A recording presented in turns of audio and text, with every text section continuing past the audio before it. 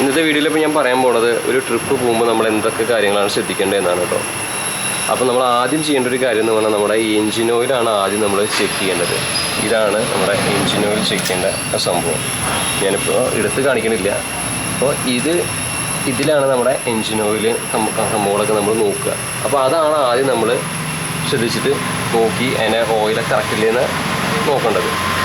അതുപോലെ തന്നെ പിന്നത്തെ ഒരു കാര്യം എന്ന് പറഞ്ഞാൽ നമ്മുടെ വാഷർ ഫ്ലൂയിഡാണ്. അതായത് നമ്മുടെ വിൻഷീൽഡ് വാഷ് ചെയ്യുന്ന ഫ്ലൂയിഡാണ് ഈ കാണുന്നത്. അപ്പോൾ അതിൽ ഫ്ലൂയിഡ് കുറവുണ്ടെങ്കിൽ തീർച്ചയായിട്ടും നമ്മൾ അത് നിറച്ചിരിക്കണം.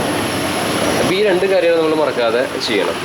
ബാക്കിയുള്ളത് എൻജിൻ്റെ ഭാഗങ്ങളിൽ നമ്മൾ വരുന്ന നമ്മുടെ കൂളൻറ്റും അതുപോലെ തന്നെ പവർ സ്റ്റിയറിങ്ങിലുള്ള ഫ്ലൂയിഡും സംഭവങ്ങളൊക്കെയാണ്. അതും നമ്മളൊന്ന് ജസ്റ്റ് ചെക്ക് ചെയ്ത് വെക്കുക. നമ്മൾ കൂടുതലായിട്ട് ഈ രണ്ട് കാര്യങ്ങളായി നോക്കുക. ഒന്ന് നമ്മുടെ ഓയിൽ ഗേജ് എടുത്തിട്ട് നമ്മൾ ഓയിലൊക്കെ സെറ്റല്ലേ നോക്കുക. അതുപോലെ തന്നെ നമ്മുടെ വാഷർ ഫ്ലൂയിഡ്, അത് വിൻഷീൽഡ് കഴുകാൻ യൂസ് ചെയ്യുന്ന ഫ്ലൂയിഡ് ഇതിലാണ് ഫില്ല് ചെയ്യുക. അപ്പോൾ ഇത് ഫ്ലൂയിഡൊക്കെ ഇല്ലേന്ന് നമ്മൾ ചെക്ക് ചെയ്യണം. പിന്നെ രണ്ടാമത്തെ കാര്യം എന്ന് പറഞ്ഞാൽ നമ്മുടെ ടയറിലെ എയർ പ്രഷർ നമ്മൾ ചെക്ക് ചെയ്തിരിക്കണം.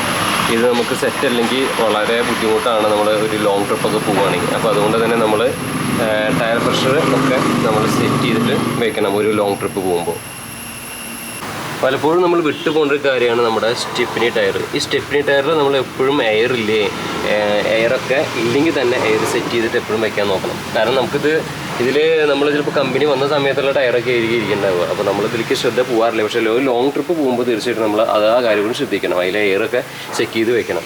പിന്നത്തെ ഒരു കാര്യമാണെങ്കിൽ നമ്മുടെ വിൻഷീൽഡിൻ്റെ കാര്യമാണ്. ഈ വിൻഷീൽഡ് നമുക്ക് പ്രാധാന്യപ്പെട്ട ഒരു സംഭവമാണ് ലോങ് ട്രിപ്പൊക്കെ പോകുമ്പോൾ. അപ്പോൾ തീർച്ചയായിട്ടും നമ്മൾ ഈ വിൻഷീൽഡ് എപ്പോഴും ക്ലിയറാക്കി തുടച്ച് സെറ്റാക്കിയിട്ടിരിക്കണം.